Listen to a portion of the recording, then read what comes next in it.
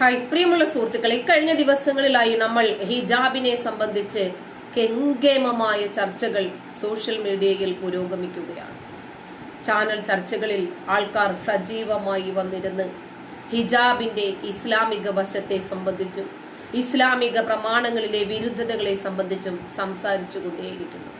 ഒരു ഭാഗം ഇത് മതത്തിന്റെ ആചാരമാണെന്നും വിശ്വാസമാണെന്നും പറയുമ്പോൾ മറുവിഭാഗം ഇതിന് എന്താണ് തെളിവുള്ളത് എന്നും ചോദിക്കുന്നു.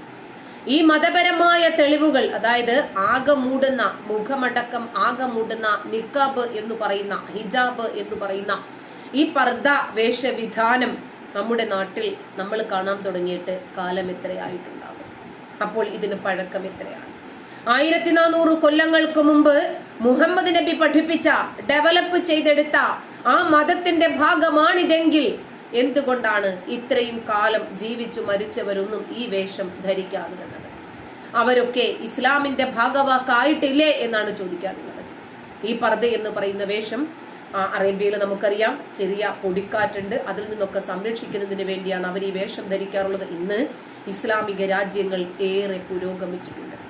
അവര് പോലും ആധുനിക മനുഷ്യന്മാരായി കൊണ്ടിരിക്കുവാണ്. ഈ പ്രാകൃത വേഷങ്ങളും പ്രാകൃതമായ നിയമങ്ങളും ഒക്കെ വലിച്ചെറിഞ്ഞിട്ട് ഇന്ന് തിയേറ്ററുകളുണ്ട്, സ്ത്രീകൾക്ക് ഒറ്റയ്ക്ക് യാത്ര ചെയ്യാം, ഒറ്റയ്ക്ക് താമസിക്കാം, അവർക്ക് വരനെ തിരഞ്ഞെടുക്കാം തുടങ്ങിയ ഒട്ടനവധി സ്വാതന്ത്ര്യങ്ങൾ ശരീഅലോ നിലനിൽക്കുന്ന രാജ്യങ്ങൾ പോലും നൽകുമ്പോൾ നമ്മൾ ജനാധിപത്യ രാജ്യത്ത് ജീവിക്കുന്ന മതവിശ്വാസികളെ സംബന്ധിച്ചിടത്തോളം പ്രാകൃതമായ മതനിയമങ്ങൾ എന്തുണ്ട് എന്ന് കുഴിച്ചു നോക്കി പെറുക്കിയെടുത്ത് അതൊക്കെ പ്രാവർത്തികമാക്കാൻ ശ്രമിക്കുകയാണ്.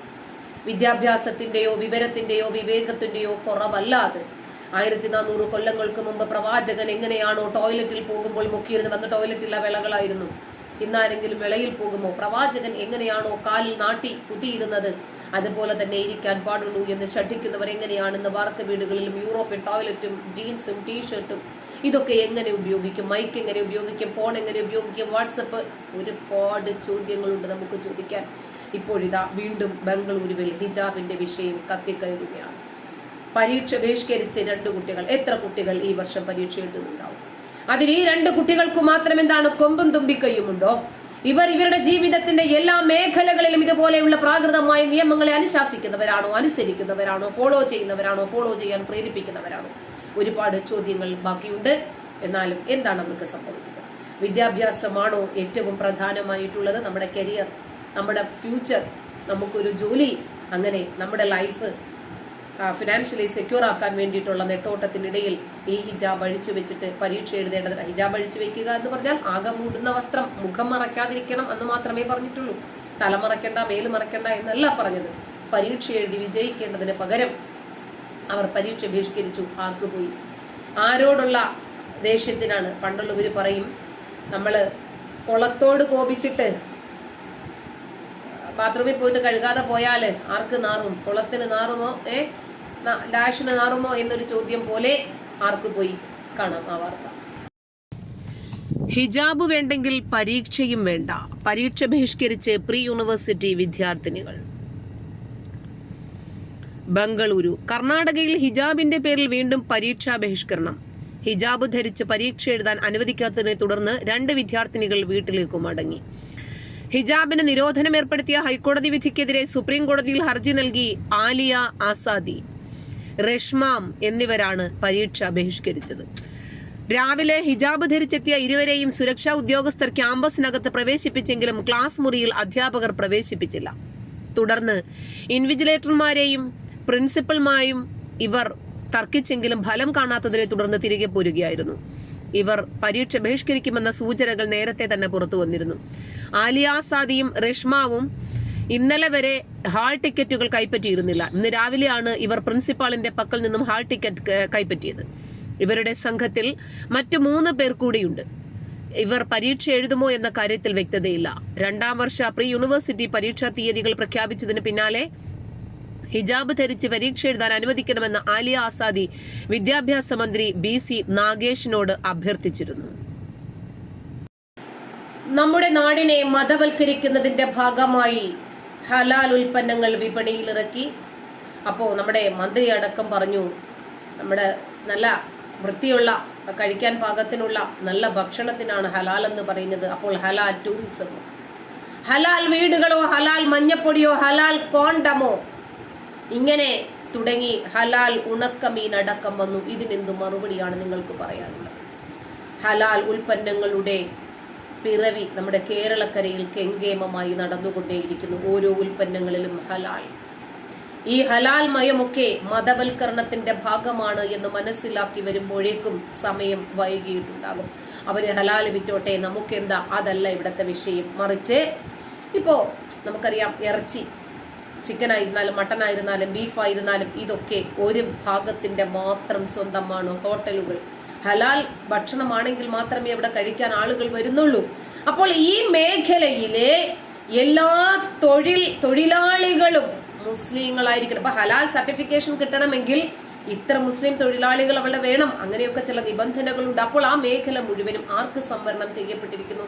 ഇസ്ലാമിസ്റ്റുകൾക്ക് മാത്രമായി സംവരണം ചെയ്തിരിക്കുന്നു. ഇതുകൊണ്ടാണ് ഈ ഹിജാബിനെയും, അതായത് മുഖം മൂടുന്ന വേഷത്തെയും നമ്മൾ എതിർക്കുന്നത്. ഇതുകൊണ്ടാണ്.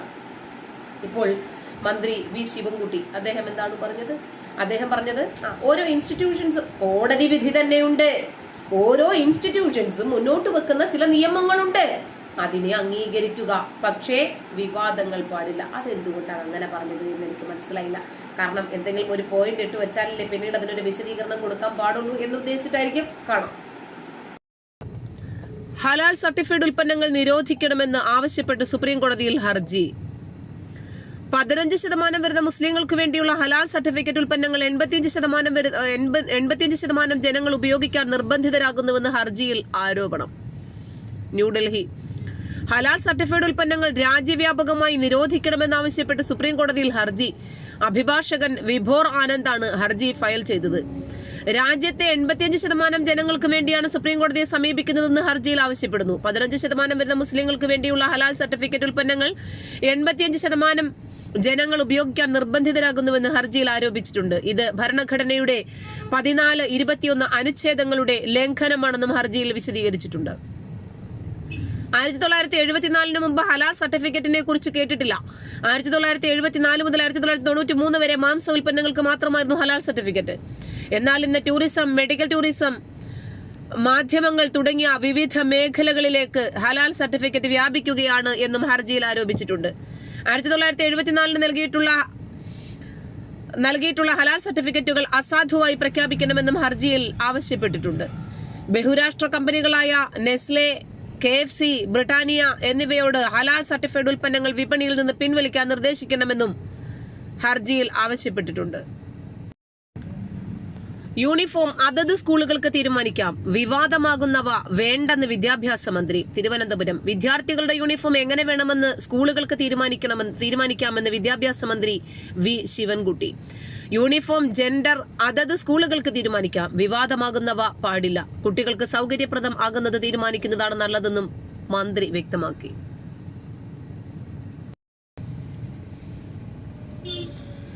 ഹലാൽ എന്നാൽ കഴിക്കാൻ പറ്റുന്നത് എന്നാണ്. വിവാദം സംഘപരിവാർ അജണ്ട. മുഖ്യമന്ത്രി പിണറായി.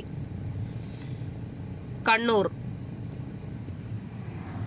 ഹലാൽ വിവാദത്തിൽ പ്രതികരണവുമായി മുഖ്യമന്ത്രി പിണറായി വിജയൻ. ഹലാൽ എന്നാൽ കഴിക്കാൻ സാധിക്കുന്നത് എന്ന അർത്ഥമാണുള്ളത്. എന്നാൽ അത് മറ്റൊരു അർത്ഥത്തിൽ പ്രചരിപ്പിച്ച് വിവാദമുണ്ടാക്കുന്നത് സംഘപരിവാർ അജണ്ടയാണെന്ന് മുഖ്യമന്ത്രി പറഞ്ഞു.